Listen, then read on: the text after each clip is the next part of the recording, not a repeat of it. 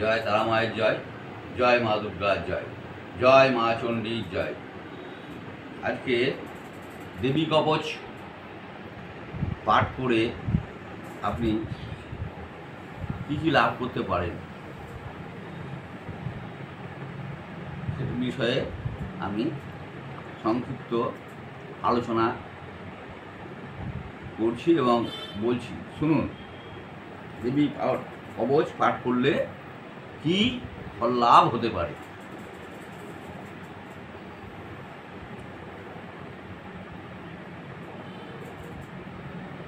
দেবী কবচ পাঠ করলে ধনলাভ হয় এবং সর্বকামপ্রদ বিজয় প্রাপ্ত হয়। যে যে অভীষ্ট প্রাপ্তির চিন্তা সে করে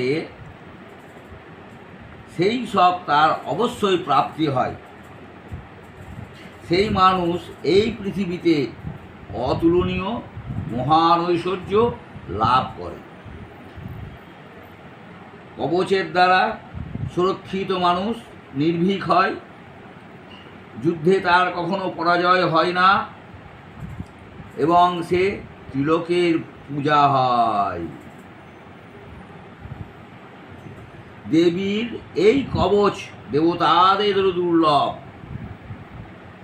প্রতিদিন নিয়ম করে যে ত্রিসন্ধ্যা শ্রদ্ধার সাথে এই কবচ পাঠ করে তার দৈবিকলা প্রাপ্তি হয় এবং সে ত্রিলোকে কোথাও পরাজিত হয় না।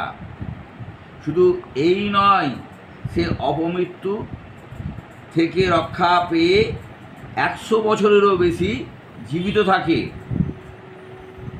কলেরা, বসন্ত এবং কুষ্ঠ ইত্যাদি সমস্ত ব্যাধি থেকে সে মুক্ত থাকে।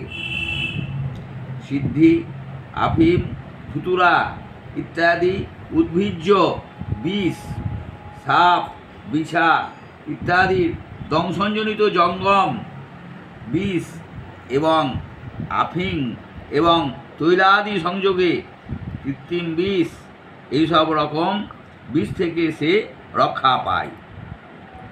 এইসব তার কোনো অনিষ্ট করতে পারে না। এই পৃথিবীতে মারণ, মোহন ইত্যাদি যত রকম অভিচারমূলক প্রয়োগ এবং তৎসম্পর্কিত মন্ত্র ও যন্ত্র সকল এই সব কিছু কবচ পাঠকের দৃষ্টিপাতেই নির্বিষ হয়ে যায়। জয় তারা, জয় তারা, জয় তারা, জয় জয় তারা।